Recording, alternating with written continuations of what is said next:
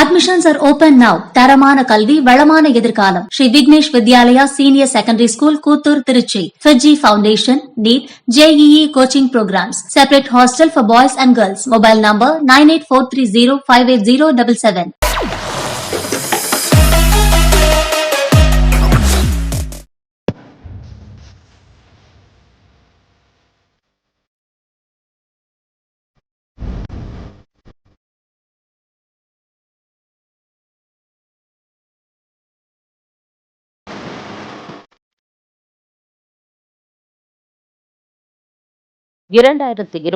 சட்டமன்ற தேர்தலுக்கு முதலில் தேர்தல் அறிக்கை வெளியிட்ட கட்சி என்ற அந்தஸ்தை பெற்றுள்ளது பாமக.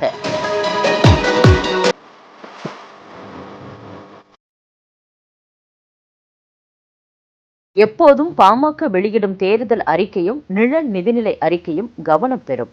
அந்த வகையில் 2021 சட்டமன்ற தேர்தலுக்கு பாமக வெளியிட்ட தேர்தல் அறிக்கையின் முக்கிய அம்சங்கள் குறித்து தற்போது பார்ப்போம்.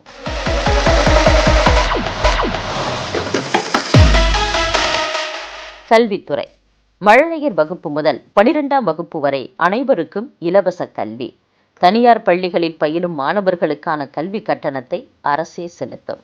இடைநிற்றலை தடுக்கும் வகையில் 10ஆம் வகுப்பு மாணவர்களுக்கு மாதம் 500 ரூபாய் வீதமும், 11 மற்றும் 12ஆம் வகுப்பு மாணவர்களுக்கு தலா 1000 ரூபாய் வீதமும் நிதி உதவி அளிக்கப்படும். 2021-22ஆம் ஆண்டு முதல் 9ஆம் வகுப்பு பயிலும் மாணவர்களுக்கும் இலவச மடிக்கணினி வழங்கப்படும். மத்திய அரசின் கேந்திரிய வித்யாலயா பள்ளிகளுக்கு இணையாக தமிழக அரசின் பள்ளிகள் தரம் உயர்த்தப்படும். தேசிய அளவிலான நுழைவுத் தேர்வுகளை எதிர்கொள்ள 9ஆம் வகுப்பில் இருந்து சிறப்பு பயிற்சி. உயர்கல்வி கற்பதற்கான பொதுத்துறை வங்கிகளில் மாணவர்கள் பெற்ற கல்வி கடன்களை தள்ளுபடி செய்ய நடவடிக்கை எடுக்கப்படும். கடன் தொகையை தமிழக அரசே வங்கிகளுக்கு செலுத்தும். வருமான வரம்பு நிபந்தனைகளுக்கு உட்பட்டு உயர்கல்வி இலவசமாக வழங்கப்படும். அரசு பல்கலைக்கழகங்கள் மற்றும் கல்லூரிகளில் பயிலும் மாணவர்களில் 1000 பேரும், மாணவிகளில் 1000 பேரும் தகுதி அடிப்படையில் தேர்வு செய்யப்பட்டு அமெரிக்கா உள்ளிட்ட வெளிநாடுகளில் உயர்கல்வி பயில அனுப்பப்படுவார்கள். செலவை அரசே ஏற்கும். தமிழகத்தில் உள்ள அனைத்து மாவட்டங்களும் 5 மண்டலங்களாக பிரிக்கப்பட்டு ஒவ்வொரு மண்டலத்திலும் IITக்கு இணையான ஓர் உயர் தொழில்நுட்ப கல்வி நிறுவனம், அதாவது Tamil Nadu institute of technology TIT அமைக்கப்படும். ஒவ்வொரு மண்டலத்திலும் ஒரு சட்டக்கல்லூரியும் ஒரு வேளாண் கல்லூரியும் அமைக்கப்படும். மருத்துவ படிப்புக்கான நீட் நுழைவுத் தேர்விலிருந்து தமிழ்நாட்டிற்கு விலக்கு தர தேவையான அனைத்து நடவடிக்கைகளும் மேற்கொள்ளப்படும். இது தொடர்பாக உச்சநீதிமன்றத்தில் நிலுவையில் உள்ள வழக்கை விரைந்து விசாரித்து முடித்து நல்ல தீர்ப்பு பெற தமிழக அரசு நடவடிக்கை எடுக்கும்.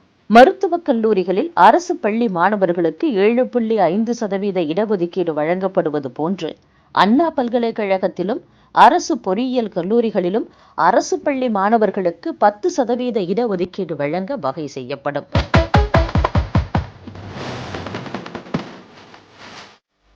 சுகாதாரத்துறை. வருமான வரம்பின்றி அனைவருக்கும் இலவச மருத்துவ காப்பீடு வழங்கப்படும்.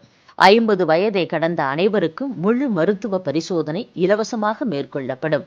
மருத்துவர்கள் ஒன்றாக இணைந்து கூட்டுறவு மருத்துவக் கல்லூரி மற்றும் மருத்துவமனைகளை ஏற்படுத்த ஊக்குவிக்கப்படும். இதற்கான செலவில் 25% அரசு மானியமாக வழங்கப்படும். இந்த கல்லூரிகளில் குறைந்த கட்டணம் வசூலிக்கப்படுவது உறுதி செய்யப்படும். கருவுற்ற பெண்களுக்கான மகப்பேறு கால நிதி உதவி 18,000 ரூபாயில் இருந்து 25,000 ரூபாயாக உயர்த்தப்படும்.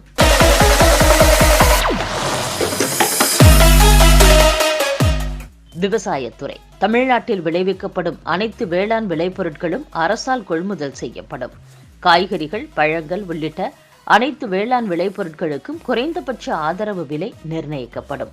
வேளாண் துறைக்கு தனி பட்ஜெட் தாக்கல் செய்யப்படும். விவசாயம் சார்ந்து 4 அமைச்சகங்கள் ஏற்படுத்தப்படும். உழவர்களுக்கு ஆண்டுக்கு 10,000 ரூபாய் முதல் 30,000 ரூபாய் வரை இடுபொருள் மானியம் வழங்கப்படும். விவசாய தொழிலாளர்களுக்கு மாதம் 2,500 ரூபாய் குறைந்தபட்ச ஊதியம் வழங்கப்படும். 60 வயதை கடந்த உழவர்களுக்கு மாதம் 1,500 ரூபாய் ஓய்வூதியம் வழங்கப்படும். பொதுத்துறை வங்கிகளில் உழவர்கள் வாங்கிய பயிர்க்கடனில் 1 லட்சம் ரூபாய் வரை தள்ளுபடி செய்யப்படும்.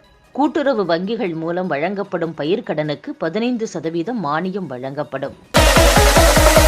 MCR Antiviral Shirts. இது ஷர்ட் அல்ல, சயின்ஸ். நீர் மேலாண்மை. காவிரி கோதாவரி இணைப்பு திட்டத்திற்கு விரைவில் ஒப்புதல் பெறப்பட்டு ஓராண்டுக்குள் கட்டுமான பணிகள் தொடங்கப்படும். தமிழ்நாட்டில் 1,00,000 கோடி ரூபாய் மதிப்பில் 20க்கும் மேற்பட்ட பாசன திட்டங்கள் செயல்படுத்தப்படும். தமிழகத்திற்குள் பாயும் ஆறுகளை இணைக்கும் திட்டம் முன்னுரிமை அடிப்படையில் செயல்படுத்தப்படும்.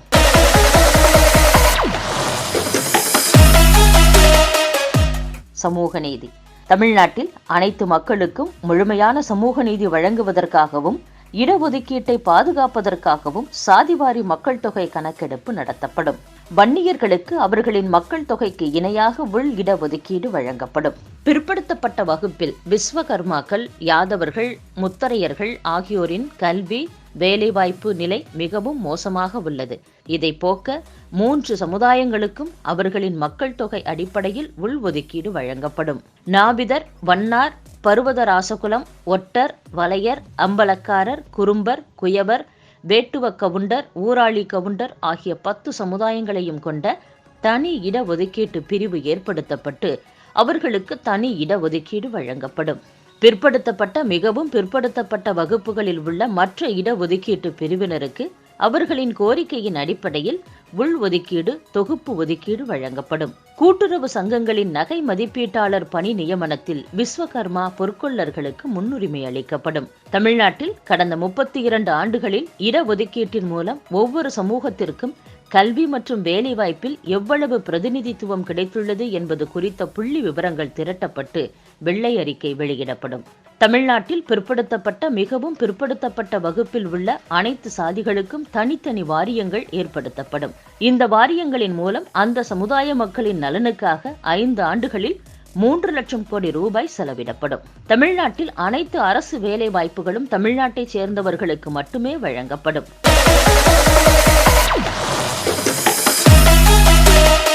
நிர்வாக சீர்திருத்தம்.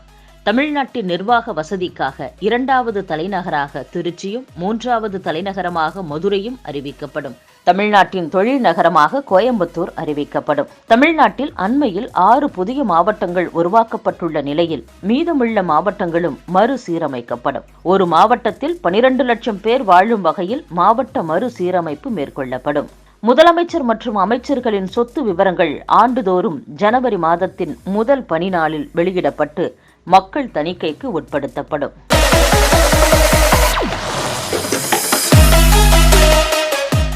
ஊழல் ஒழிப்பு. தமிழ்நாட்டில் லோக் ஆயுக்தா அமைப்பு வலிமையானதாக மாற்றப்படும். அனைத்து அரசு அலுவலகங்களிலும் கண்காணிப்பு கேமராக்கள் பொருத்தப்படும்.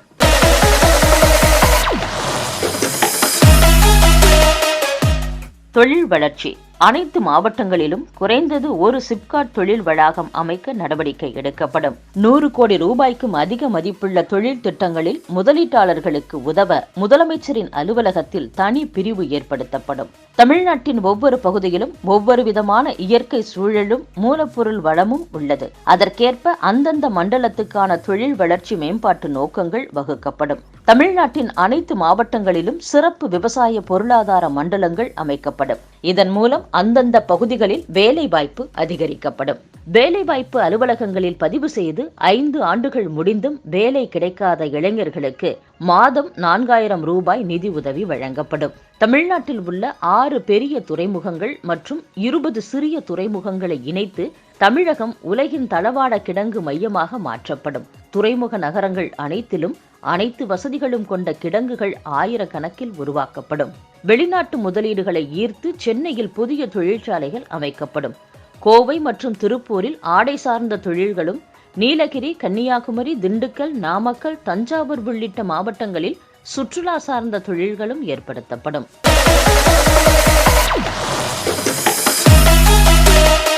பொருளாதார வளர்ச்சி. மின் உற்பத்தியை அதிகரித்து மின்சார கொள்முதலை முற்றிலுமாக கைவிடுவதன் மூலம் மின் கட்டணம் குறைக்கப்படும். அரசு பேருந்துகளில் பயணிகளுக்கு பாதிப்பில்லாத வகையில் சரக்குகளை ஏற்றிச் செல்வதன் மூலம் ஒவ்வொரு பேருந்துக்குமான சராசரி வருவாய் 20,000 உயர்த்தப்படும். குடும்ப தலைவியர் நலன். தமிழ்நாட்டில் அரசு மற்றும் தனியார் நிறுவனங்களில் பணியாற்றும் மகளிருக்கான மகப்பேறு விடுப்பு காலம் தற்போதுள்ள 9 மாதங்களில் இருந்து ஓராண்டாக அதிகரிக்கப்படும். 40 வயதை கடந்த அனைத்து குடும்ப தலைவிகளுக்கும் முழு மருத்துவ பரிசோதனை இலவசமாக செய்யப்படும். அரசு மருத்துவமனை, தனியார் மருத்துவமனை என குடும்ப தலைவிகள் விரும்பிய இடங்களில் இந்த மருத்துவ பரிசோதனையை செய்து கொள்ளலாம். காவல்துறையில் பெண்களுக்கு 33% இடஒதுக்கீடு வழங்கப்படும். 18 வயது வரை உள்ள அனைவரும் குழந்தைகளாக கருதப்படும் வகையில் தமிழக அரசு சட்டங்களில் திருத்தங்கள் செய்யப்படும். குழந்தைகளுக்கான கொள்கை மற்றும் செயல் திட்டம் வெளியிடப்படும். பெண்களுக்கான திருமண வயதை 21ஆக உயர்த்தும்படி மத்திய அரசிடம் வலியுறுத்தப்படும். தமிழகத்தில் கல்வி மற்றும் வேலைவாய்ப்பில் திருநங்கையர்களுக்கு தனி இடஒதுக்கீடு வழங்கப்படும்.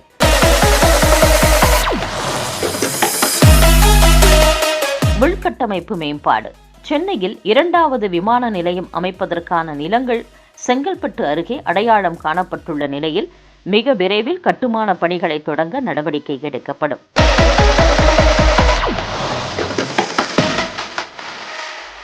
போக்குவரத்து.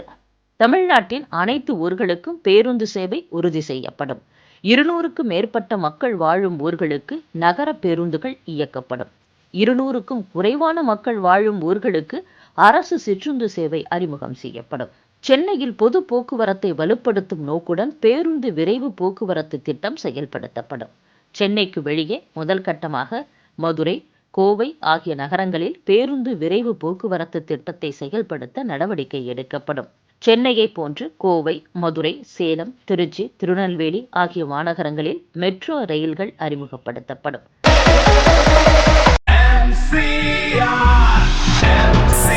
MCR Antiviral Shirts. இது ஷர்ட் அல்ல, சயின்ஸ். மின்சாரம். தமிழ்நாட்டில் மாதத்திற்கு ஒருமுறை மின் பயன்பாட்டை கணக்கிடும் முறை அறிமுகப்படுத்தப்படும். இதன் மூலம் மின் கட்டணம் 56% வரை மிச்சமாகும்.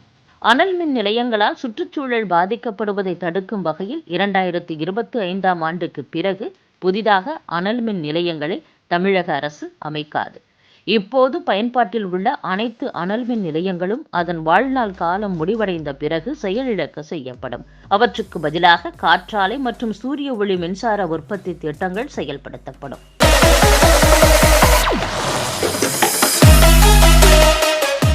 சமூக நலன். 60 வயதுக்கு மேற்பட்ட அனைவருக்கும் மாதம் 2000 ரூபாய் ஓய்வூதியம் வழங்கப்படும். இதற்காக அவர்கள் விண்ணப்பிக்க தேவையில்லை. கணவனை இழந்த பெண்களுக்கும் ஆதரவற்ற அனாதைகளுக்கும் உடல் ஊனமுற்ற வேலை செய்ய இயலாதவர்களுக்கும் இதேபோல மாதம் 2500 ரூபாய் ஓய்வூதியமாக வழங்கப்படும்.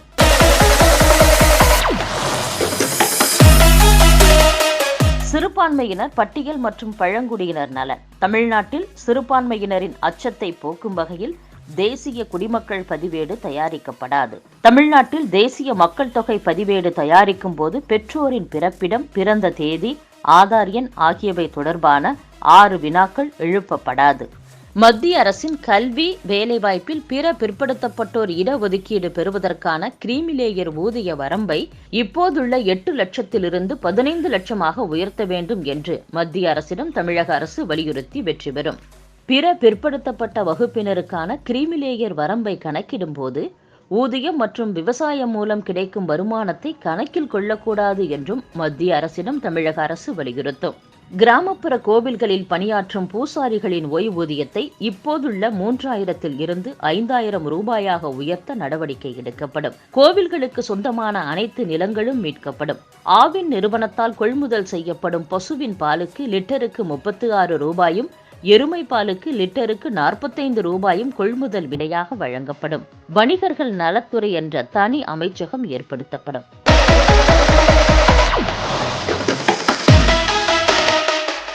மீனவர் நலன். தமிழ்நாடு மீனவர்கள் நல வாரியத்தின் சார்பில் தமிழக மீனவர்களுக்கு வழங்கப்படும் அனைத்து நிதி உதவிகளும் இரட்டிப்பாக்கப்படும். மீனவர் கூட்டுறவு சங்கங்களில் மீனவர்கள் பெற்ற கடன்கள் தள்ளுபடி செய்யப்படும். மீனவ பெண்கள் தொழில் தொடங்க கூட்டுறவு சங்கம் மூலம் வட்டியில்லா கடன் வழங்கப்படும். தமிழ்நாட்டில் வாய்ப்புள்ள அனைத்து இடங்களிலும் விளையாட்டு திடல்கள் அமைக்கப்படும். அனைத்து ஊராட்சிகளிலும் உடற்பயிற்சி மையங்கள் ஏற்படுத்தப்படும்.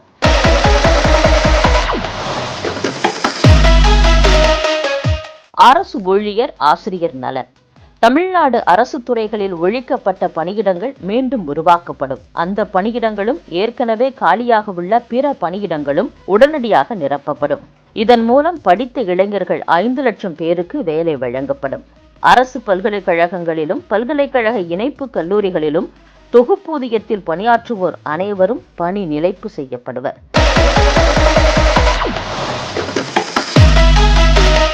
திரைப்படங்களுக்கு தனி தமிழில் பெயர் வைக்கப்பட்டால் 8% கேளிக்கை வரி செலுத்துவதில் இருந்து முழுமையான விலக்கு அளிக்கப்படும்.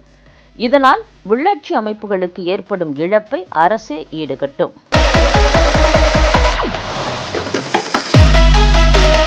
காவல்துறையினருக்கு 8 மணி நேர பணி வரம்பு நிர்ணயிக்கப்படும்.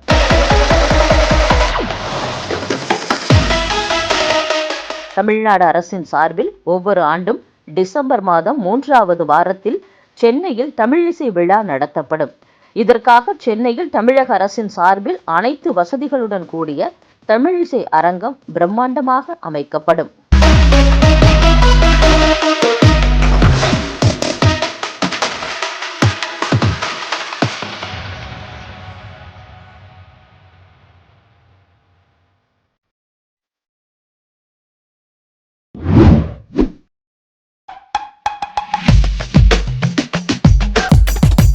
Every Indian woman's choice.